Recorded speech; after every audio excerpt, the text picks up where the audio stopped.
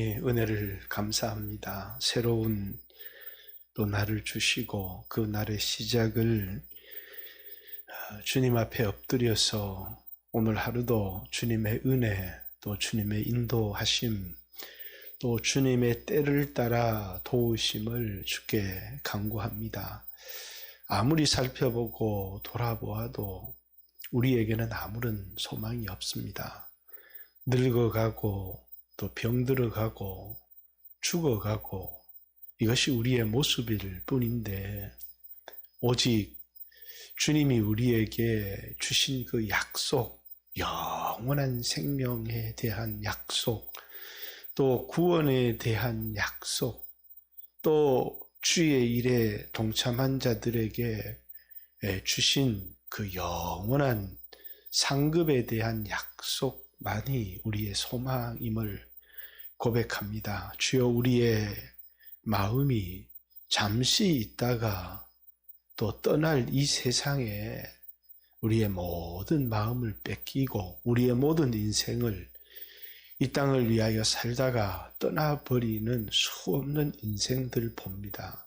주여, 저희들은 그렇게 살지 않도록 우리의 눈을 열어서 주님의 약속이 우리에게 허락한 하늘의 영원한 것들을 주여 우리로 보게 하여 주시고 썩어질 것, 헛된 것, 우리의 마음 뺏기지 않도록 하나님 도와주시기를 원합니다. 코로나 창궐한 시대 가운데 살아갑니다. 지금 300여 명의 우리 영광교회 교인이 한 명도 코로나에 걸리지 않았는데 이 사태가 끝날 때까지 한 사람도 주여 이 일에 피해가 없도록 하나님께서 은혜를 베풀어 주시기를 주여 간절히 소망합니다.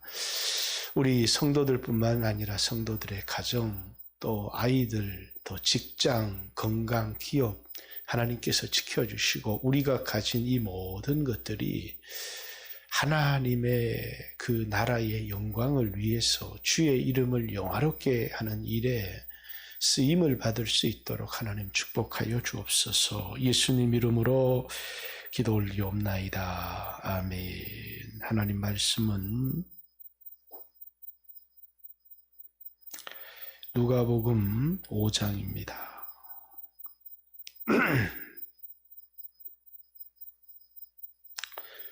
어제 아침에 11절까지 보았고요. 오늘 12절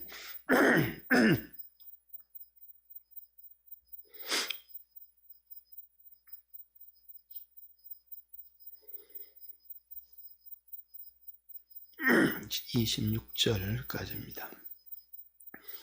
예수께서 한 동네에 계실 때에 온 몸에 나병 들린 사람이 있어 예수를 보고 엎드려 구하여 이르되 주여 원하시면 나를 깨끗하게 하실 수 있나이다 하니 예수께서 손을 내밀어 그에게 대시며 이르되 내가 원하노니 깨끗함을 받으라 하신대 나병이 곧 떠나니라. 예수께서 그를 경고하시되 아무에게도 이르지 말고 가서 제사장에게 내 몸을 보이고 또 내가 깨끗하게 됨으로 인하여 모세가 명한 대로 예물을 드려 그들에게 입증하라 하셨더니 예수의 소문이 더욱 퍼지매 수많은 무리가 말씀도 듣고 자기 병도 고침을 받을까 하여 모여오되 예수는 물러가사 한적한 곳에서 기도하시니라. 하루는 가르치실 때에 갈릴리의 각 마을을 유대와 예루살렘에서 온 바리새인과 율법 교사들이 앉았는데 병을 고치는 주의 능력이 예수와 함께 하더라. 한 중풍병자를 사람들이 침상에 메고 와서 예수 앞에 들여놓고자 하였으나 무리 때문에 메고 들어갈 길을 얻지 못한지라 지붕에 올라가 기와를 벗기고 병자를 침상째 무리 가운데로 예수 앞에 달아 내리니 예수께서 그들의 믿음을 보시고 이르되 이 사람아 내 제사함을 받았느니라 하시니 서기관과 바리새인들이 생각하여 이르되 이 신성모독하는 자가 누구냐 오직 하나님 외에 누가 능히 죄를 사하겠느냐. 예수께서 그 생각을 아시고 대답하여 이르시되 너희 마음에 무슨 생각을 하느냐. 내 죄사함을 받았느니라 하는 말과 일어나 걸어가라 하는 말이 어느 것이 쉽겠느냐. 그러나 인자가 땅에서 죄를 사하는 권세가 있는 줄을 너희로 알게 하리라 하시고 중풍병자에게 말씀하시되 내가 내게 이르노니 일어나 내 침상을 가지고 집으로 가라 하시매 그 사람이 그들 앞에서 곧 일어나 그 누웠던 것을 가지고 하나님께 영광을 돌리며 자기 집으로 돌아가니 모든 사람이 놀라 하나님께 영광을 돌리며 심히 두려워하여 이르되 오늘 우리가 놀라운 일을 보았다 하니라. 아멘. 할렐루야. 새벽이지만 옆 사람 보고 반갑습니다. 이렇게 인사 한번 나누겠습니다. 반갑습니다. 예. 어떤 환경 속에서도 모이지 못할 때도 있고, 우리 인생을 살아가다 보면 여러 환경이 주어지지만 예수를 의지하는 마음, 또 믿음으로 살고자 하는 마음, 이것만 있으면 다 이길 수 있습니다. 근데 우리가 환경이 바뀌니까 사람이 이렇게 저렇게 마음이 바뀌지만 우리는 건강할 때도 있습니다. 병들 때도 있고요. 또 부유할 때도 있고 또 가난할 때도 있습니다. 근데 사람의 마음이 바뀝니다. 교만해지고 또 그 마음이 하나님에게서 떠나고. 우리의 이 문제는 코로나의 문제다 이런 문제가 아니고 우리나라가 3만 불 딱 들어서면서 사람들의 마음이 급격하게 하나님 떠난 겁니다. 근데 이제 하나님께서 이 코로나 통해서 많은 성도들이 이제 하나님께 돌아오기를 원하고, 마음이 떠나버린 사람은 코로나 때문에 세상이 교회를 박해하고 비난하니까 떠나버리는 사람도 있을지 모르지만, 많은 것을 얻었는지 모르지만 가장 소중한 것이 뭔지를 모르고 잃어버리는 사람들이 참 많지 않는가 하는 생각을 합니다. 여러분, 우리에게 어떤 환경이 주어지든 건강할 때도 병들 때도 가난할 때도 부유할 때도 예수를 의지하는 마음, 하나님을 섬기고자 하는 이 중심의 마음만 변치 않고 살아가면 다 이기고 또 승리합니다. 오늘 이제 두 가지 사건이 본문에 나옵니다. 하나는 나병 환자를 고치신 사건이 나오고, 또 하나는 중풍병자를 일으키신 사건이 나옵니다. 근데 이제 사건의 성격이 조금 다른 게, 나병은 오늘날 코로나처럼 전염이 되는 병입니다. 근데 이제 오늘 코로나는 비말, 공기 중 전염 이렇게 얘기하지만, 나병은 접촉을 통한 이제 전염이죠. 그래서 이제 격리를 시켜야 되는 겁니다. 그래서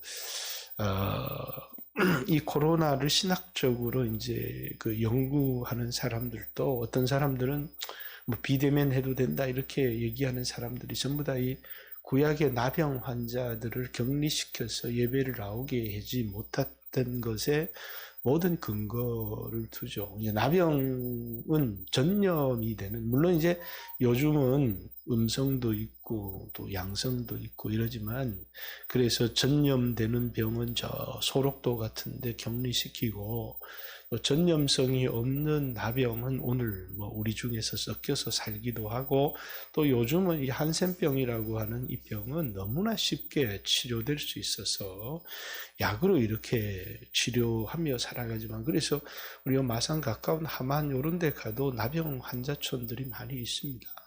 근데 이제 옛날처럼 전염성을 가지지 못하도록 약으로 다 하지만, 옛날에는 치료하는 약도 없었고 양성과 음성을 구별하는 그런 기술도 없었습니다. 그래서 나병 환자들은 다 이렇게, 문제는 몸이 썩어 문드러지는 것도 문제지만 가족들과 함께 살 수 없다는 것, 세상에서 소외되고 완전히 격리된다는 게 문제죠.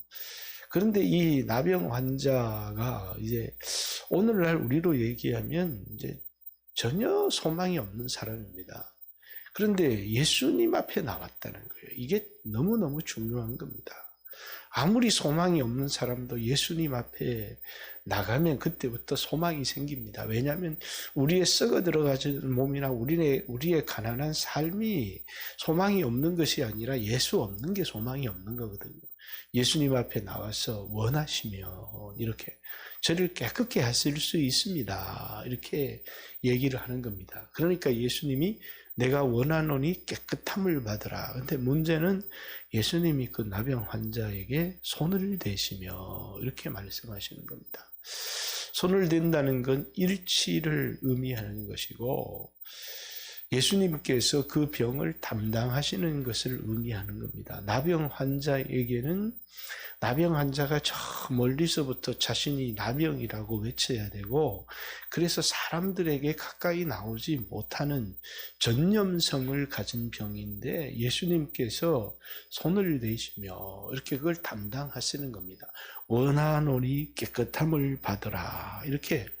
그래서 그 나병 환자가 치유를 받았습니다. 근데 그게 끝이 아니에요. 나병 환자가 아무리 치유를 받아도 건강한 사회로, 가정으로 돌아갈 수가 없습니다. 그래서 하나님은 병만 치료를 해주시는 것에서 끝나는 게 아니라, 이제 이 사람이 완치되어서 이제 자신의 가정으로 살던 공동체로 돌아갈 수 있다라는 것을 판정하는 사람이 그 당시에는 제사장들이었습니다. 오늘날에는 의사가 전염병을 이 피를 뽑아서 검사를 해서, 아니면 이 코에 점액질로 검사를 해서 양성, 음성 판정을 하고, 또 이제 격리시켰던 사람을 이제는 뭐 교회나 집으로 돌아가는 것도 의사가 이제 검사를 해서 이제 음성이니까 돌아가도 좋다 이렇게 판정을 하지만, 이 당시에는 제사장이 했다는 겁니다. 그래서 제사장이 이제 네가 모세의 명한 예물을 드려서 제사장에게 내 몸을 보이고, 그래서 음성 판정을 받으라는 거죠. 다 나았기 때문에 이제 공동체로 돌아가도 좋다. 그래서 이 사람은 육체의 질병만 나은 게 아니고 이제 이 사람은 격리되었던, 소외되었던 삶에서 이제 자신의 집으로 돌아갈 수 있게 된 겁니다. 가정으로 돌아갈 수 있게 된 것이요. 예수님의 구원이라고 하는 게 그렇습니다. 병만 고쳐주시는 게 아니라, 병을 고쳐주시면 그 사람에게 살 길도 주시고, 그 사람의 관계도 다 회복시켜 주시고, 이게 온전한 구원이다라고 하는 것입니다. 그래서 예수님이 우리에게 손을 대시면, 또 예수님이 우리에게 구원을 선포하시면, 그거는 돈만을 이야기하는 것이 아니라, 몸만을 이야기하는 것이 아니라, 그분이 우리의 삶 모든 것을 책임져 주신다라는 겁니다. 전적으로 원하시면 저를 깨끗하게 할 수 있습니다 라고 하는 말은 그분께 내 자신을 온전히 드리는 것입니다. 많은 사람들이 예수님께 몰려왔습니다.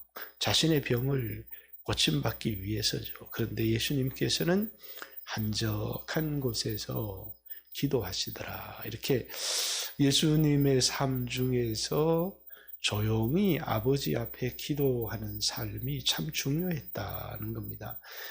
저는 이 코로나 속에서 우리 영광교회 성도들이 대예배로 모여서 예배를 드리고 새벽 기도, 철야 이거 다 해야 되지만 하나 더 회복해야 될 것이 골방이라고 하는 겁니다. 개인적으로 조용히 하나님 앞에 나가서 기도하는 생활이 우리의 경건에 너무너무 중요하다. 17절부터의 말씀은 이제 이 말씀은 유대와 예루살렘에서 온 바리새인과 율법 교사들이 앉았는데라고 하는 예수님이 이단인지 이단이 아닌지 예수에 대한 소문이 나니까 예루살렘에서 이 예수라고 하는 이 사람의 신학을 점검하기 위해서 사람이 파송이 되어서 온 겁니다. 그래서 이 사람이 지금 신학적으로 건강한가, 올바른 걸 가르치고 있는가, 아니면 헛된 것을 가르치고 있는가. 그 누가요?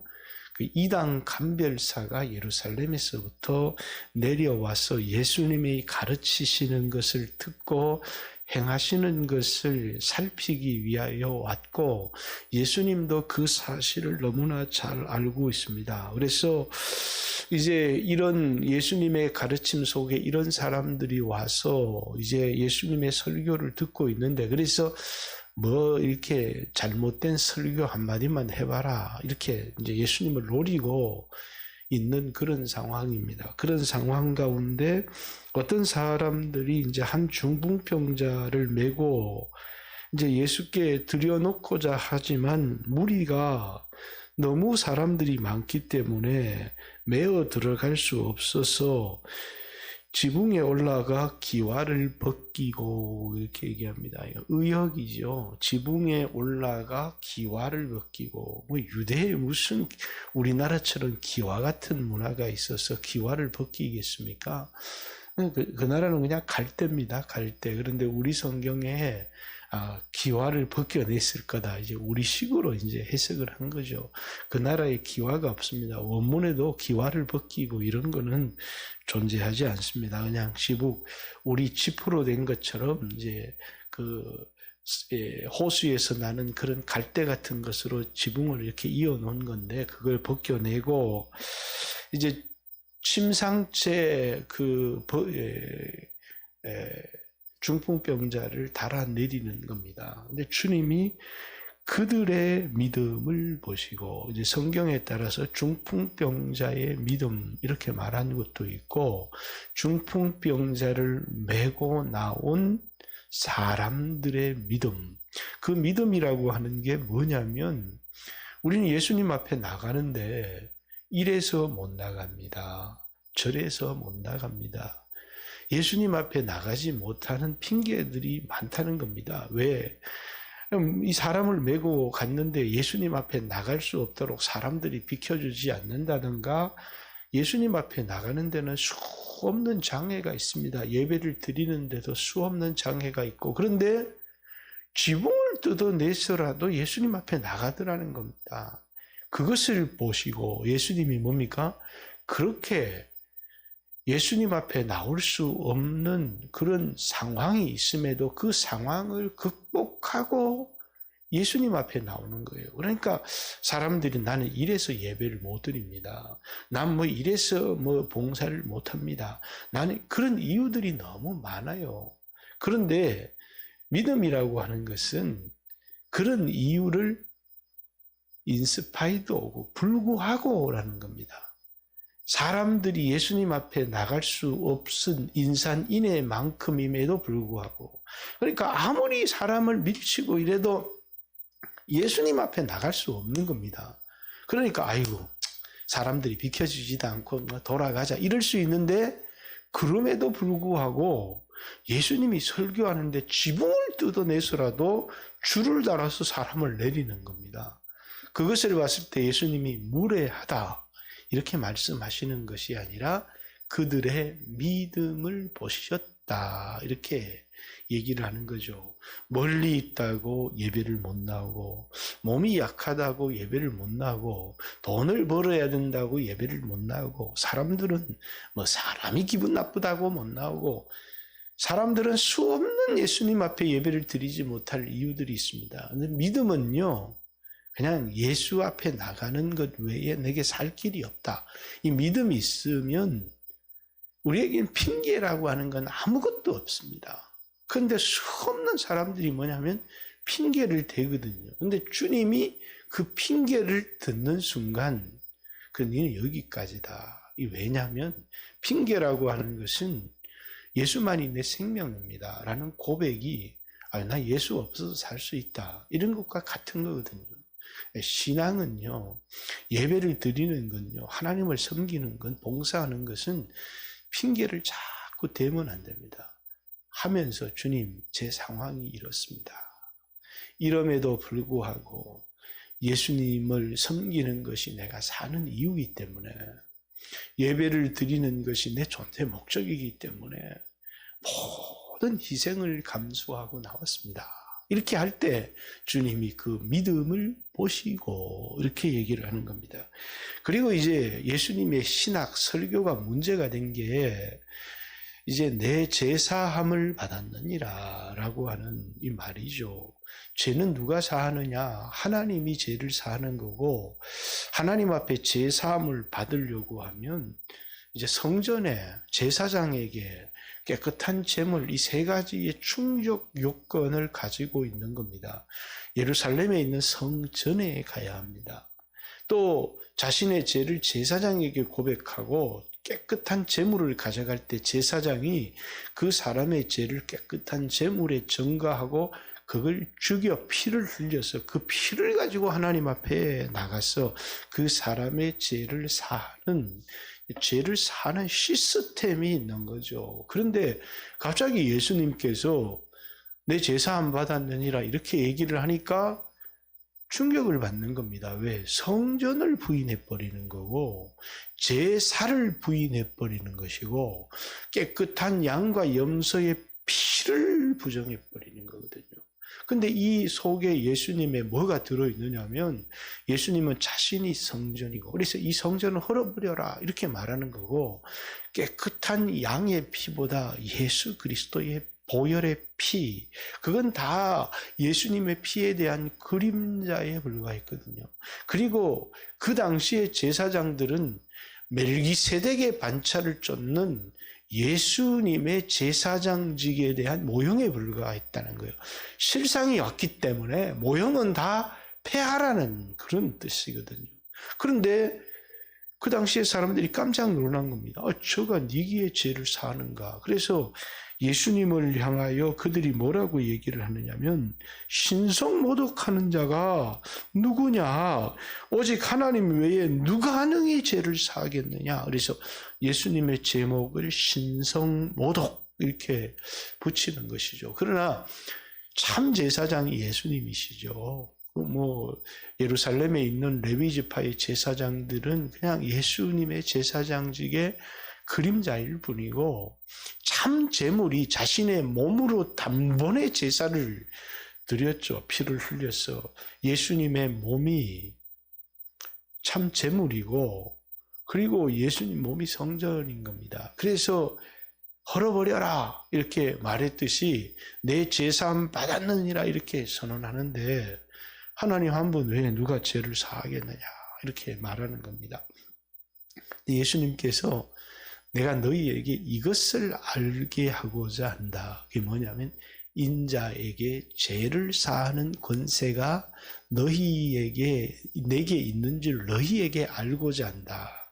그것을 사람들에게 알리고 싶어서 예수님이 이 일을 하시는 겁니다. 예루살렘에 온 사람들에게도 예수님에게 죄를 사하는 권세가 있다. 예수 믿는 것 외에 제사함을 받는 길이 없다는 것을 알리기 위하여 이 표적을 행하시는 겁니다. 그리고 내가 내 제사함 받았느니라 하는 말과 내 침상을 가지고 일어나 걸어가라 하는 말이 어느 것이 쉽겠느냐? 그러면서 그 중풍병자에게 일어나 내 침상을 가지고 걸어가라. 그러니까 이 사람이 벌떡 일어나서 자신의 침상을 가지고 걸어가는 겁니다. 그것을 통해서 이 사람의 죄가 사함을 받았다는 것이 증명이 되는 거예요. 사람들이 이 예수님에게 죄를 사는 권세가 있는 것을 알 뿐만 아니라 그 일어난 일을 보고 사람에게 죄를 사하는 권세를 주신 하나님께 영광을 돌리더라. 이렇게 얘기하는 거죠. 이건 굉장히 위험한 것이었습니다. 그 당시에는. 왜냐하면 그 당시에 기존의 시스템을 허물어버리는 굉장히 위험한 것이었지만, 그러나 예수님은 복음을 전하기를 원했는데, 그 복음이 뭐냐면 예수 믿는 길 외에 죄사함을 받을 수 있는 길이 없고 예수님 외에 소망이 없다는 사실을, 그래서 예루살렘 성전이 소망이다, 제사장이 소망이다 하지만 소망은 예수님밖에 없다는 사실을 알게 하고자 하는 것이죠. 시대는 많이 지났습니다. 그러나 아무리 시대가 지나도 사람이 죽음을 극복하거나 영원한 삶을 살아가는 그런 시대는 없고, 또 사람이 그런 기술을 발전한다고 해도 인간 안에 있는 이 부패한 죄성을 해결할 수 있는 방법은 인간에게 존재하지 않습니다. 오직 예수님만 소망이죠. 시대는 바뀌었지만 오늘 여러분과 제가 어떤 상황이든 어떤 형편 가운데 있든지 이 마음요. 어떤 마음요? 예수님을 섬기는 마음, 그리고 예수님을 믿는 마음, 간절한 마음, 이 마음만 변치 않으면 우리에게는 어떤 상황이 와도 어떤 시대가 와도 아무런 문제가 되지 않습니다. 단지 그런 상황이 우리 안에 있는 마음, 믿음을 테스트해 볼 뿐이다라는 사실을 기억하고 여러분 안에 예수를 섬기고자 하는 마음, 예수를 의지하는 그 마음을 굳건하게 하고 그리고 흔들리지 않도록 붙드시는 귀한 성도들 되시기를 주님의 이름으로 축복합니다. 새벽에도 주여 하신 후에 기도하시고 오늘 예배를 위해서 또 다음 세대 자녀들을 위해서 기도합니다. 기도드리겠습니다. 주여.